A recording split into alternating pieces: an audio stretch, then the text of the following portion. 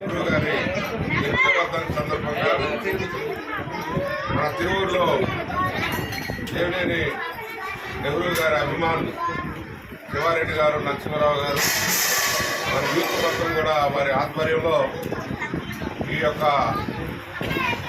ఆశ్రమానికి, ఏదైతే పేద పిల్లల ఆశ్రమం అయినటువంటి ఈ పరిపూర్ణ ఆశ్రమానికి డొనేషన్గా ప్లేట్లు, గ్లాసులు, అదేవిధంగా అల్పాహారాన్ని ఏర్పాటు చేసినటువంటి సందర్భంలో ఈ కార్యక్రమంలో పాల్గొనడం జరిగింది.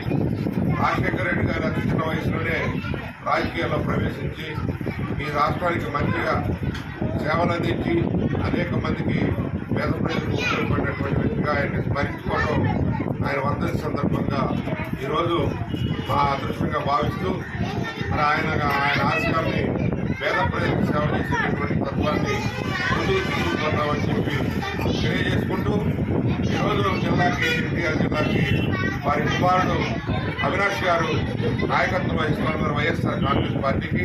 వారి నాయకత్వంలో మన పార్టీని ముందుకు తీసుకెళ్లడంలో, అభివృద్ధి పదంలో నడపడంలో మేమంతా కూడా దీక్షకంగా భద్రత నడుపుతామని చెప్పి, పేదలకు సహాయం చేయడంలో మా వంతు కార్యక్రమాలు చేస్తామని చెప్పి తెలియజేస్తున్నాం.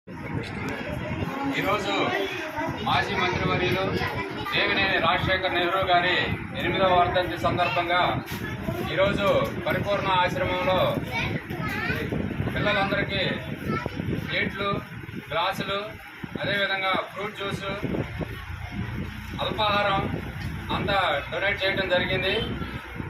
ఆయన వర్ధంతి సందర్భంగా, రాజశేఖర్ నెహ్రూ గారి వర్ధంతి సందర్భంగా ఈ కార్యక్రమం ముఖ్య అతిథిగా మన వైఎస్ఆర్సీపీ నియోజకవర్గ ఇన్ఛార్జి నల్లగంట్ల స్వామిదాస్ గారి ముఖ్య అతిథిగా పాల్గొనడం, అదేవిధంగా మండల నాయకులందరూ కూడా ఈ కార్యక్రమంలో పాల్గొనడం జరిగింది.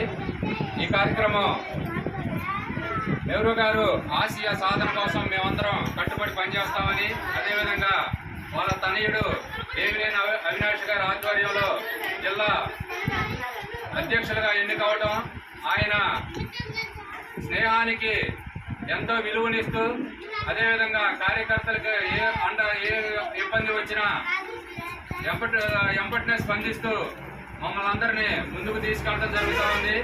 అదేవిధంగా నెహ్రూ గారి వారసత్వం పుణికిపుచ్చుకున్నటువంటి వ్యక్తి మన అవినాష్ గారు. ఆయన ఆధ్వర్యంలో ఇంకా ఎన్నో కార్యక్రమాలు చేస్తాం. మా తిరువూరు నియోజకవర్గం నుంచి మరెన్నో కార్యక్రమాలు చేస్తామని, స్వామిదాస్ గారి ఆధ్వర్యంలో ఇవన్నీ కార్యక్రమాలు జరుగుతుంటాయని సభాముఖంగా తెలియజేస్తూ సెలవు తీసుకుంటున్నాను.